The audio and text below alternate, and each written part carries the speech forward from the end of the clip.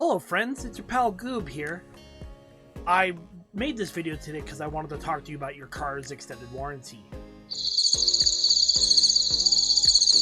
The video that I wanted to make today, I wanted to do something a little different because admittedly I am a little inconsistent with uploading the content and uploading some videos, which I'm looking to become more consistent at and trying to do different varieties of content. Like I'm trying to do gameplay, I'm thinking about going back to the vlogs if I can figure out how to technologically do that a lot better.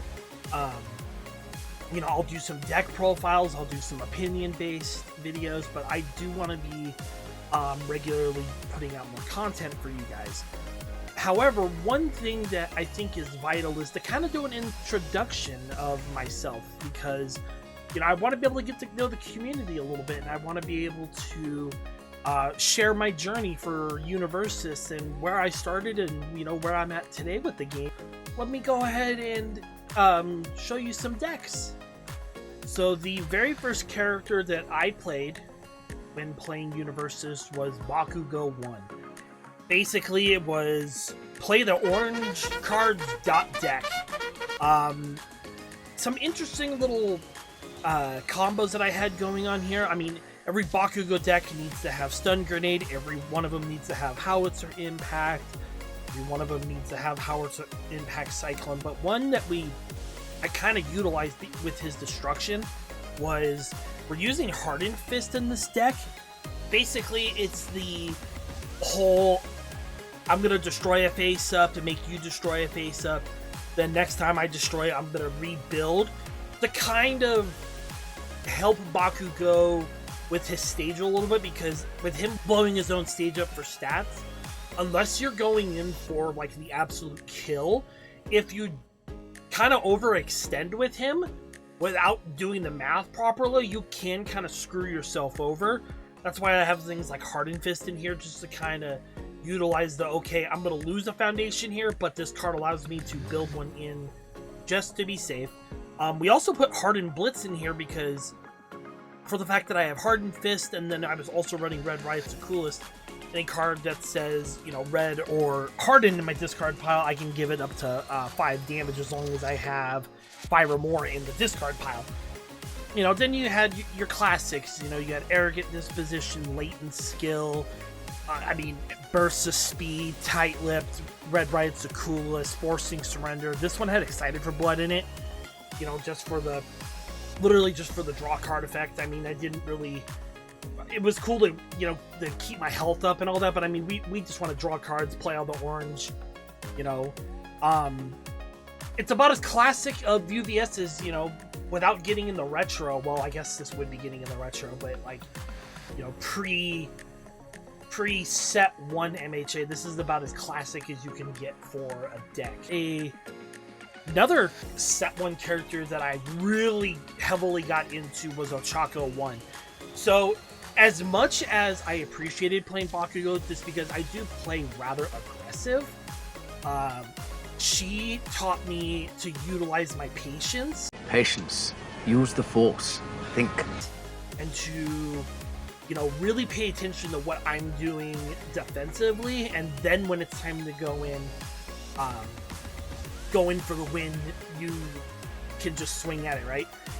It was the Air Chaos Package combo. We were running Jolt, Meteor Shower, Double Jab, Zero Grav Lift, 1.3 million Hull Run Comet.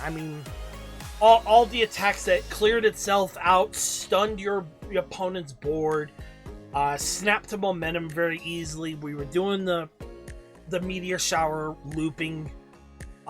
We put in everybody's card that we are all desperately missing right now, being Plus Ultra. We are also desperately missing that card.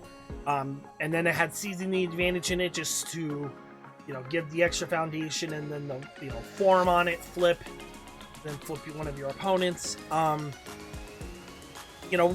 Again, classic cards. We were running Requesting Assistant Specialist, Destined for Mainstream, Observant Student, Latent Skill, Release.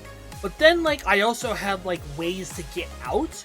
Because I know air has kind of lost a lot right now, and air is not really, a utilized symbol. in this current format that we're in. So, like, you know, I had things like Decoy Duplicate to yeet an attack out of my opponent's card pool.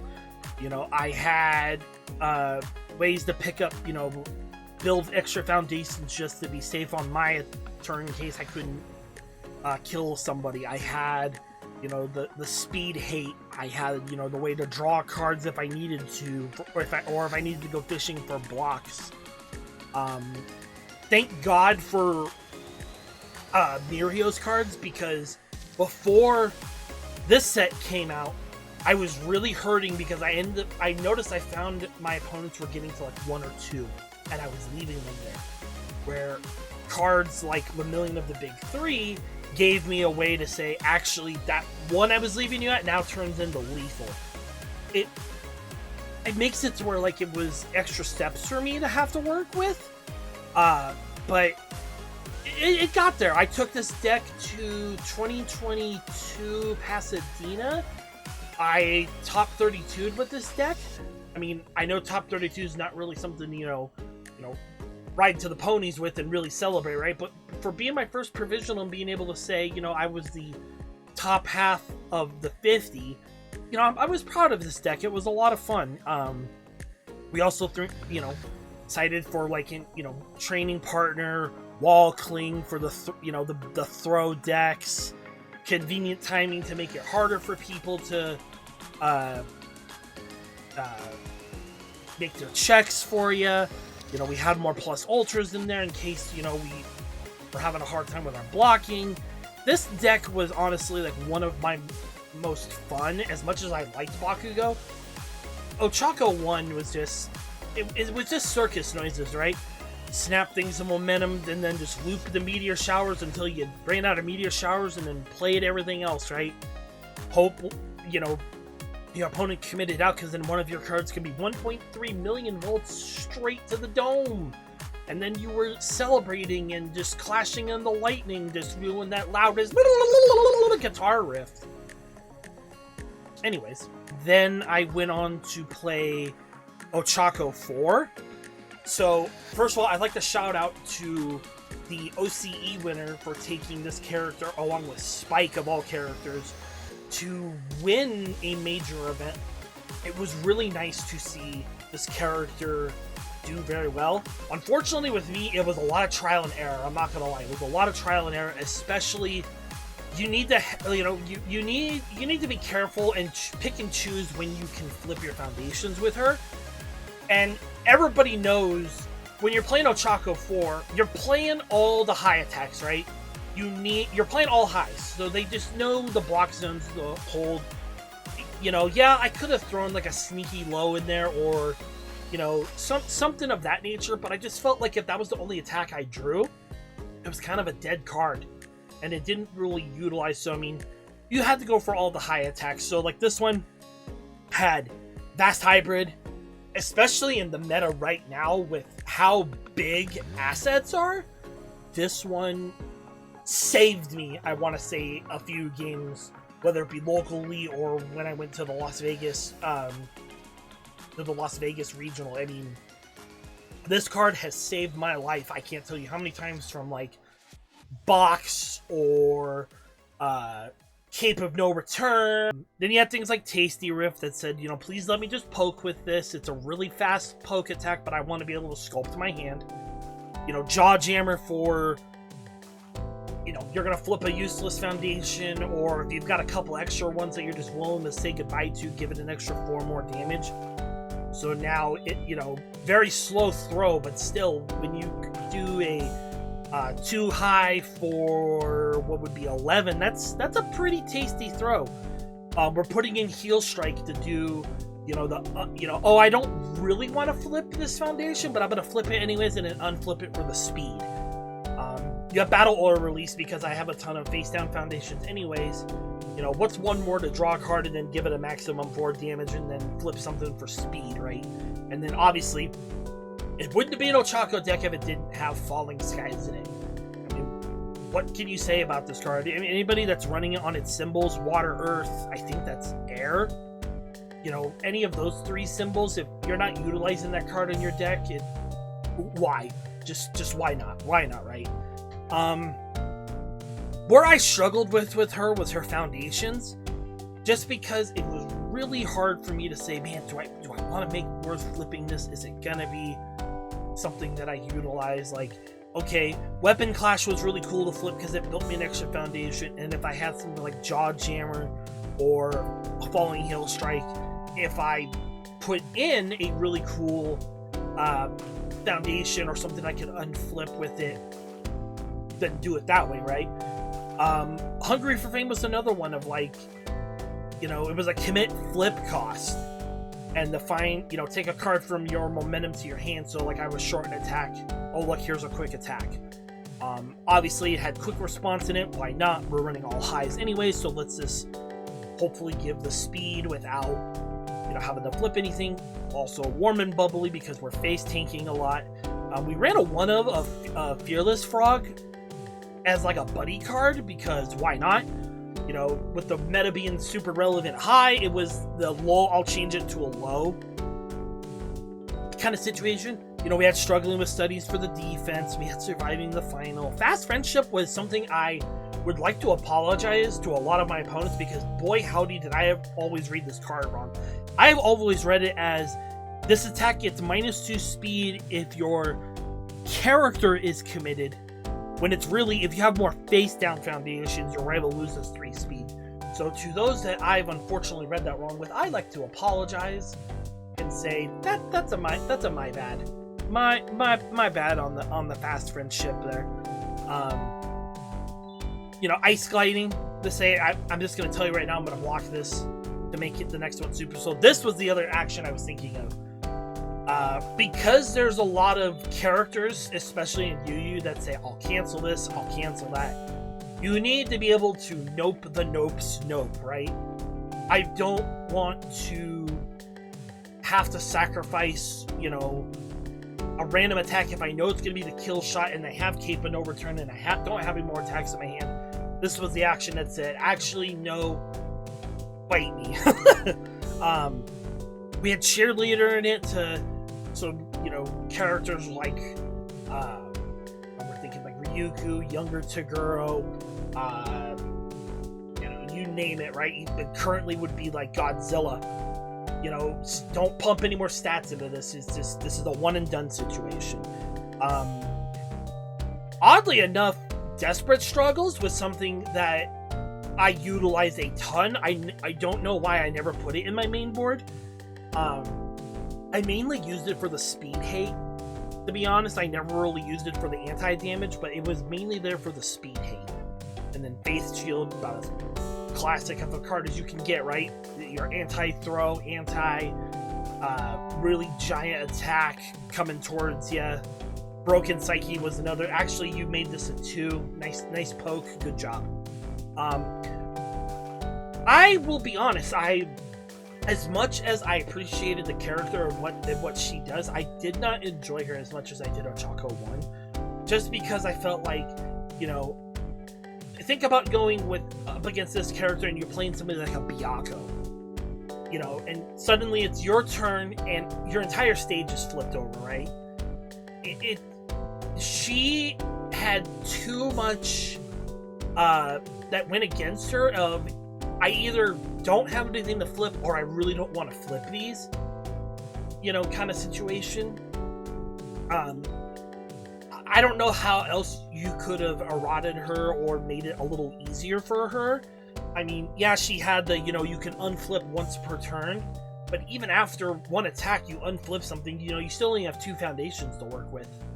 And then, you know, you have characters that on their face give minus speed, you know, Hawks, Elder Toguro, I'm slam a couple more in here now that I'll think about it at some point, but like, you know, it's really hard to, you know, gain the stats when you don't have any way to get them, if that makes sense. But then we had a conversation one day, the day after Vegas, and I said there will be only one character that I will focus on from here on out. That is the almighty Godzilla. Thing I want to mention with this deck, I'm not running anything heavy meta relevant. Why? Because I don't think he needs it. The only thing he's really required to have, if you're playing Godzilla, you need to run 4 copies of City Rampage. No ifs, ands, nor buts. That's just... There's no reason why, as a Godzilla player, you should not be running this card. This is a must-have 4, need to have 4. I don't care, honestly, how many you have in your deck, but you need to be running this card. It's the only thing that I say, if you're gonna play Godzilla, this is your one card that you're required to have, and that's City Rampage. Otherwise, you know, I'm not running things like Walk the Dog, Black Abyss, Armor of the Wolf, because I don't think he needs them. I think with sneakier attacks that people aren't gonna see from left field, I think make him more relevant, make him a little more scarier. Like, you know, Earth Beast Golem. Earth Beast Golem guarantees him a momentum and guarantees that if you have a City Rampage and a momentum, suddenly his check goes from +2 to +4. Because we don't like playing 5 checks like a man. We need to be able to cheat our way out. Heat Ray, because God forbid we do check an attack, and let's say we give +4 to it. If this is our first attack, oh no. We checked the 3, it was actually a 5. I only need to commit 2 more. Oh no, what will I do? But if I have a ton of attacks in my deck, no one's really gonna see the sneaky low. I understand the meta might be transitioning over to lows, but I think it's gonna take a little bit, right? I don't think anyone's gonna be really expecting the sneaky lows. I think it's still all about the high attacks. Speaking of the high attacks, there's Titan Cliff. Titan Cliff I'm running in here basically as the hand sculptor, as the, well, I only drew 2 attacks, but this says I can discard up to 3 and draw it, and then pray I get more attacks, or maybe another City Rampage, or whatever I need to get going on this, right? You know, and then again, like, you know, think of Earth Beast Golem. It comes in as a 5 mid for 6 on his base without City Rampage. Heat Ray comes in as a 7 low for 9. Titan Cliff comes in as a 5 high for 9. Like, holy mother of God. Then you have Aura Slam because, you know, cheap throws. And if you're not giving a lot of speed, they're gonna half block this. So you're... I call this like my really good poke turn. Unless they throw hate me, like if they face shielded me, or if they decoy duped, or if they cape of no return me, if they, you know, whatever they gotta do, right, to remove this particular attack. Worst case is worse, they're half blocking it. I'm gonna use this as my poke to build an extra momentum. So like, if I do want to go in for more, and I have like the if I have Monster's Aggression, the one that says blow, here it is, blow up a foundation, give it 1/1, you know, just to kind of have like that cannon fodder, if that makes sense. We're running Smashing Stomp in here because if I do get some extra momentum, I can give 1 attack +2, or I can give this attack some really fast speed, and again, it's another sneaky low that I don't think really a lot of people are going to be expecting. And when you just throw down the really fast low, right, and you've hopefully, you know, committed them out, or they're just gonna have to face tank it, right? Like, this starts as a 4 low for 9, for goodness sakes, and then this on its face says I can give +1 to my next. So even if you don't spend a momentum and you do have a City Rampage out, you can give your next attack +3, which, you know, I get it, right? +4 sounds a lot better, or you could go +5. But if you needed to do bare minimum, but just send something super fast at somebody, right? You're going to be okay with +3 to your check.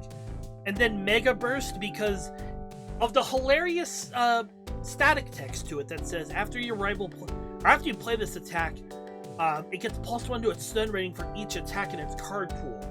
So you play this as your kill shot, they think they're gonna, you know, they're waiting for the higher, they're waiting for, like, okay, I've got to guarantee something to block. I've only got these 2 foundation. Never mind. You simply say stun X, you know, stun 3, and you stun their board out. So unless they've got, you know, the sneaky barrier shield, right? Unless they've got something like that, or something that they can just totally tank your speed on their face, this attack kind of comes in hilariously as a cheap 5 mid for 8. Number 10 Pro Hero, just because 6 checks are really nice. We're running new training method because I am running a lot of 3 diffs in here. I'm also running massive size, so if I do have like a mirror match or somebody that happens to have more health than me and I happen to get this on my turn, I could sneakily put that in with new training method. We're also running History's Greatest Monster because, oh no, I fail a check, I'll commit it and then re-ready it because I'm Godzilla. One card that I think, if you're playing on Earth, so originally I had, I think it's Unbreakable. I originally had Unbreakable in here. And I read it originally as this foundation cannot be destroyed, when it's actually that card cannot be destroyed by rival effects. Enormous Axe, on the other hand, says when you blow this up, you build the top card of your deck. So the way you go about this is, let's say you have, I don't have it on this list, I need to add it in actually, but let's say you have the Gathering Energy asset, right? So you're face tanking all of these attacks. You're gonna remove the top card every time you face tank an attack or you take some sort of damage, right? Just to stack them up. And then I believe it says you can form remove, add 2 of them to your deck, and then put the rest in faced up in your remove from game pile. So the theory I have with that is, let's say I'm not finding it. I don't have the crazy attack lineup to where I can just outright disrespect my opponent. We've got 10 or more foundations on the board. Godzilla says first form, discard 4, blow them up.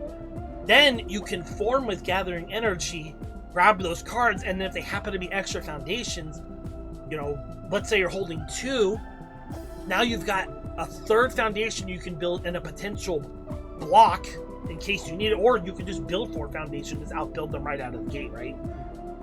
You know, we're running the damage hate, you know, tough skin, we're running incredible size, Titanic combat for the I commit 1 for 2 damage, you commit 1, or I can build an extra foundation when I take an unblocked attack. Steaming Sphere power is also an interesting one. It's destroyed to add a slam attack to your momentum. I don't really run, the only slam attacks that I'm really running are Aura Slam, Smashing Stomp, and then I have Destructive Slam in my sideboard. So this has come in handy a couple of times. I'm only running it as a 2 of, just because I don't really have too many slam attacks, but in case I do need the extra momentum, I do have that. We also have Chivalrous Competitor, you know, for the don't flip my stuff, or hey, let's both draw a card because I'm a nice guy. You know, we're running the classic Weapon Clash in here as well. I am having the most fun playing Godzilla. He is just simple. He's aggressive as all hell. He just says play the blue and orange cards dot deck. It's as simple as it can get, right? And then just bump everything up and just make it to where it's just an unbearable amount of damage to where they either have to deal with it or they're going to face tank it. But even if I'm winning or if I'm losing with this deck, I'm just having so much fun with the character and just an absolute blast. You know, with what he does, like, you know, he can start the game over, you know, once a game. Like, oh, how funny is that? Especially like if your opponent built some really cool foundations and like, I got you on. Oh, never mind. They're just gonna blow the whole board up, huh? Well, gee, thanks a lot, man. I appreciate it. But definitely having the most fun with Godzilla. Well, I appreciate you guys checking out the video today. If you do enjoy the video, please be sure to hit the like button, hit the subscribe button, and leave a comment and let me know what you think of the decks and tell me the decks that you're playing. Thank you guys so much, and I will see you next time. Bye-bye!